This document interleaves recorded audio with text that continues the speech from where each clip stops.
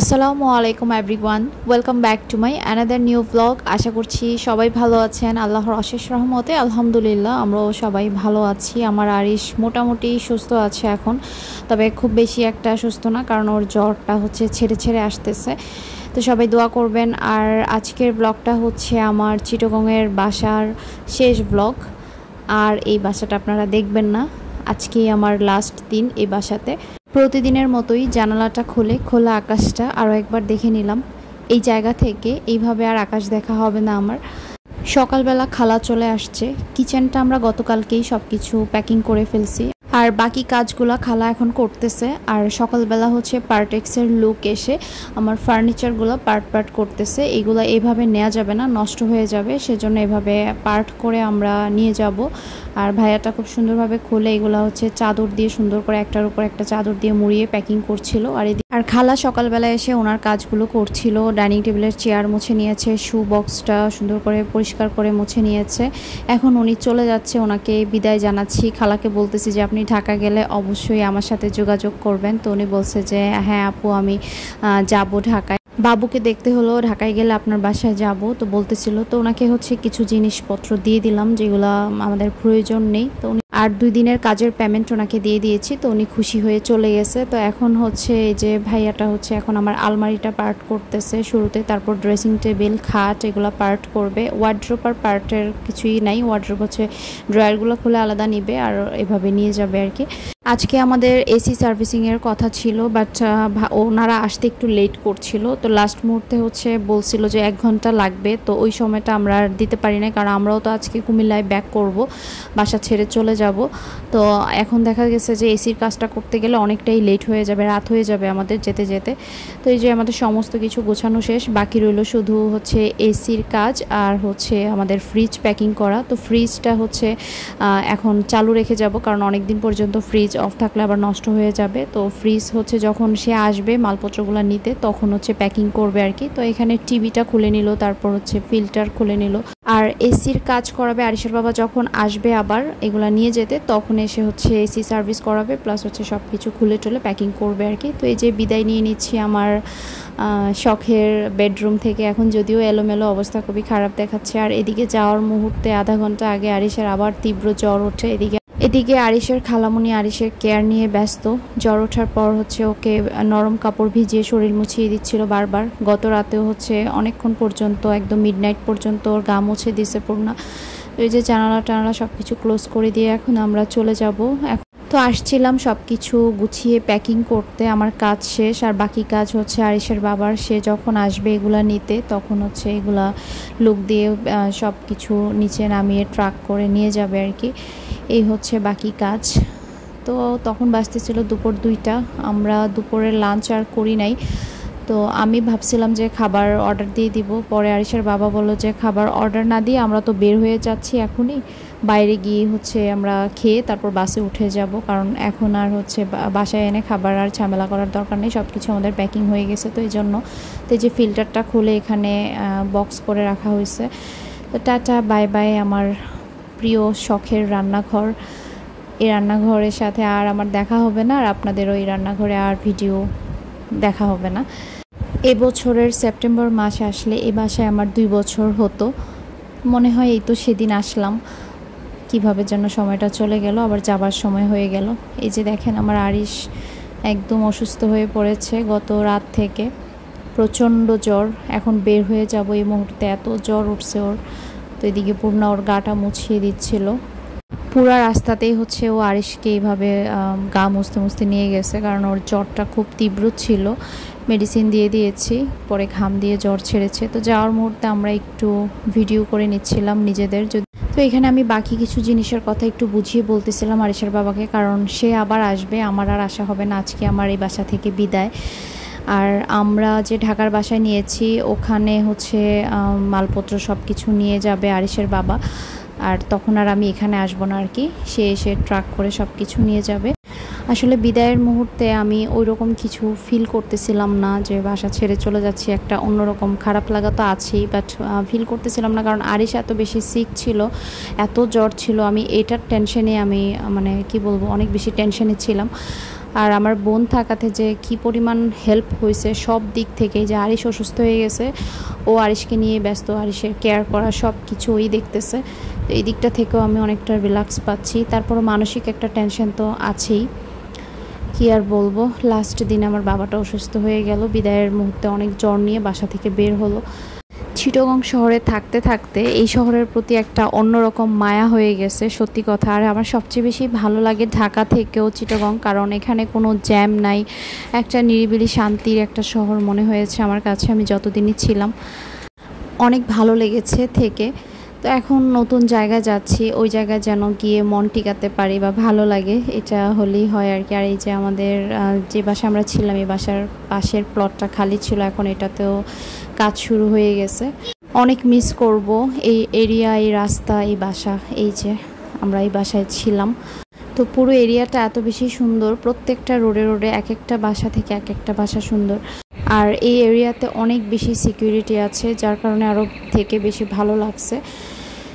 তো আমরা এখন এই যে সামনে গিয়ে সিএনজি নেব। এখানে আসলে সিএনজি চলে না, যারা আসে আর কি, তো ব্যাক করার সময় খালি সিএনজি পাওয়া যায়। তো আমরা একটা সিএনজি পেয়ে গিয়েছি আসতে আসতেই।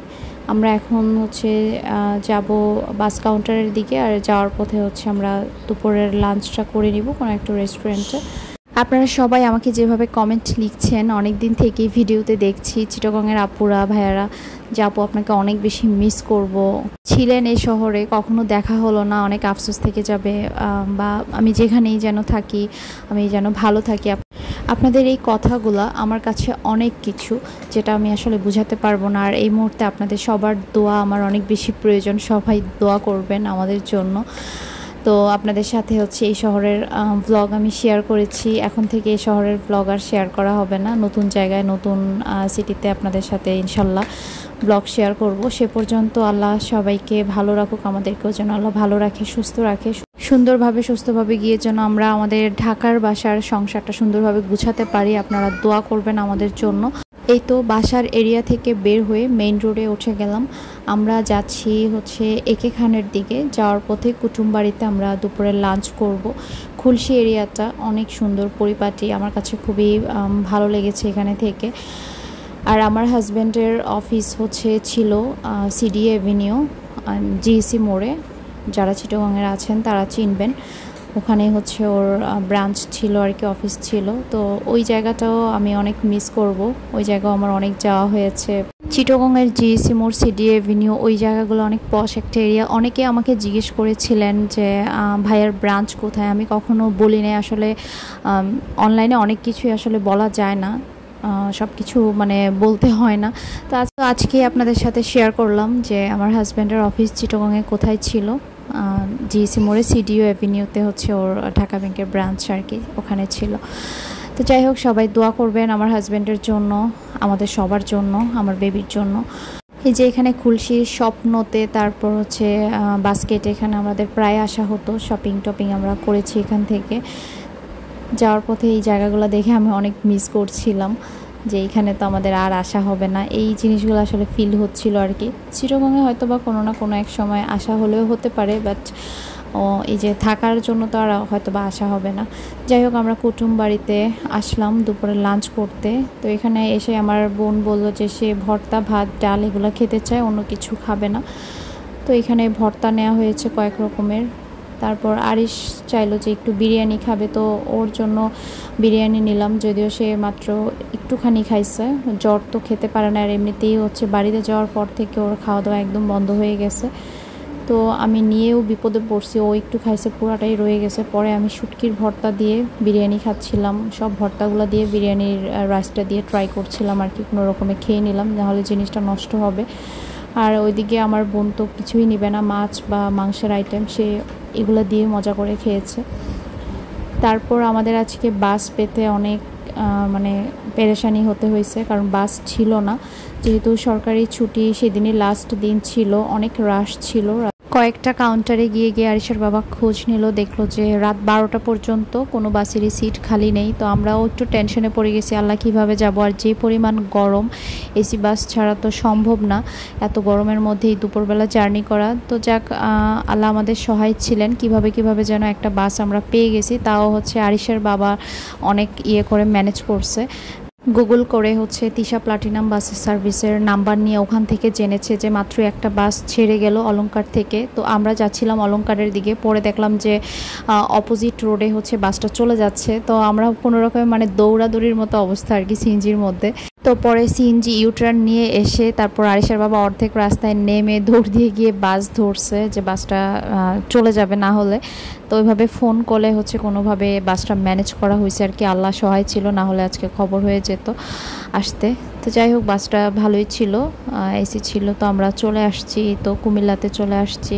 তো আরিশের বাবা আমাদেরকে নামিয়ে গাড়িতে তুলে দিয়ে কুমিল্লার সিএনজিতে তুলে দিয়ে সে চলে যাওয়ার কথা ছিল আজকে ঢাকাতে। কিন্তু পরে একটু একটু করে সন্ধ্যা হয়ে যাচ্ছিল, আবার আমাদেরকে একা ছাড়তো একটু ওর কেমন লাগছিল, আবার আরিশেরও জ্বর। তো সেই চিন্তা থেকে আবার সে ডিসিশন চেঞ্জ করে এখন আমাদের সাথে যাচ্ছে। আবার হচ্ছে একটা না অনেকটা পথ জার্নি হয়ে যাবে ওর, যেহেতু আমরা চিটাগং থেকে আসছি, আবার এখান থেকে ঢাকা যাবে, তো একটু হ্যাসেল হয়ে যেতে পারে। সেজন্য আমরাও বলছি যে না থাক, চলো আজকে একটু রাতটা রেস্ট নিয়ে নেক্সট ডে হচ্ছে ভোরে ভোরে তুমি চলে যেও।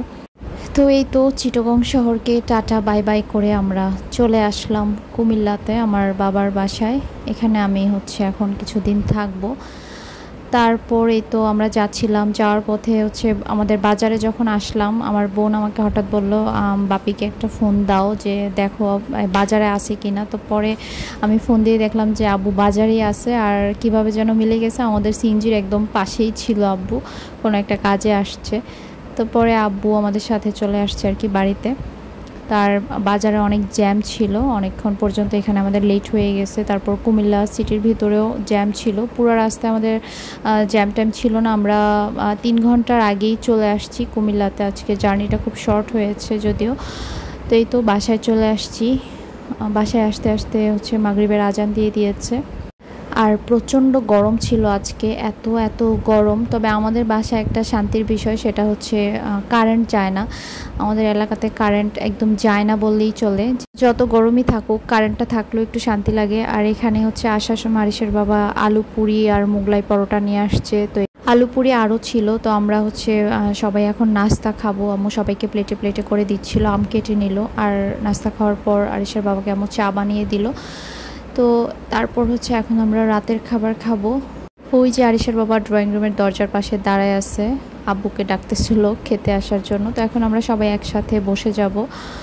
তো আম্মু আর জানতো না যে আরিশের বাবা আসবে, তো ওইরকম আর কোনো আয়োজন করে নাই। বারবার আফসোস করতেছিল যে আজকে একদম সাদামাটা খাবার, আর কোরবানির পর থেকে মাংস খেতে খেতে এই ধরনের সাধারণ খাবারগুলোই খেতে অনেক মানে আরাম লাগে। তো আজকে আম্মু করেছিল এখানে কালিজিরা, কি বলে এটা, ভাজি, কালিজিরা ভাজি।